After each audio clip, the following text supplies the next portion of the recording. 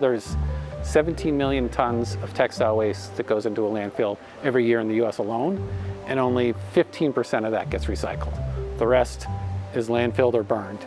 And so we really want to take a chunk of that. Sam Palmer is passionate about repurposing. I really do want to find a way to show that repurposing can be done at a scale, and other companies can get involved in doing that. And we are just sort of part of that movement. Palmer is the founder of Refleece, a Fall River company that finds new life for textiles that have been discarded, are defective, or in disrepair. We get materials in big bales. We sort them by color and material type. We cut them open, launder them, then we flat cut those into pieces that can be put up on the die cutter, and we cut the final sewing pattern from that. Then those sewing patterns are brought to the sewers. The materials come from big name retailers including Patagonia, Gore-Tex, and Sims. These companies all have the same issue where their gear comes back to them. It can't be fixed or reused, but there's still a lot of life left in the materials. We can take it, turn it into another new product. It was a problem familiar to Palmer. He worked on Patagonia's product development team for years. They had a lot of fleece they didn't know what to do with at the time. I went out and saw all the bales of it and was like, okay, well, let's try this. Palmer upcycled that fleece fabric into a Kindle cover, and it was a hit.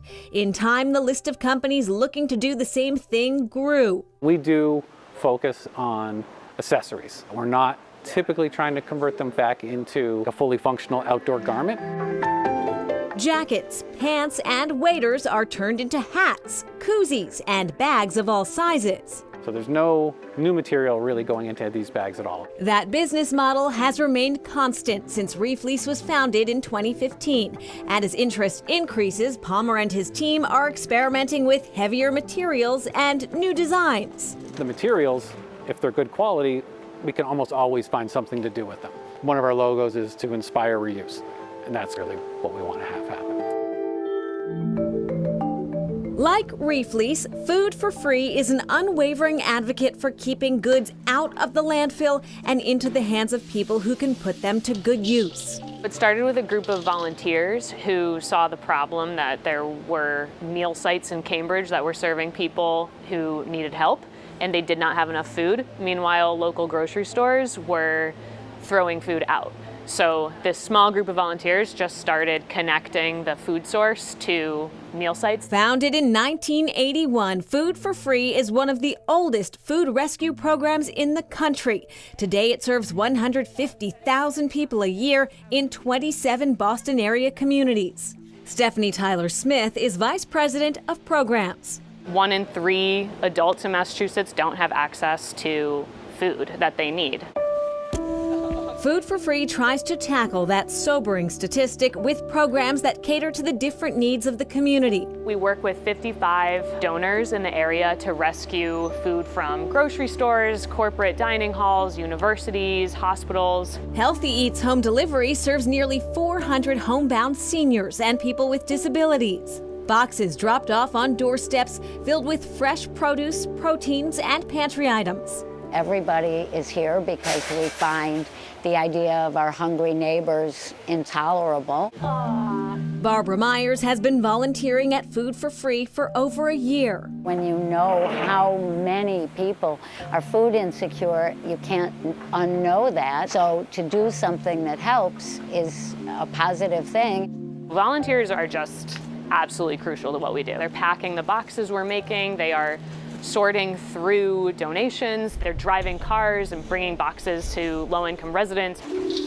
About 175 volunteers donate their time each week to support the organization's programs, including the innovative Heat and Eats initiative. It takes rescued bulk food from dining halls and off-buffet lines. This food that really could not be used unless it was repackaged, it's frozen. Then we get it, we sort through it, and our volunteers work with it to create perfectly balanced, individually packaged meals. Those volunteers work out of Biogen's kitchen in Kendall Square. So we work with community colleges, adult education programs to just make food accessible to people without having to add an extra stop in their day.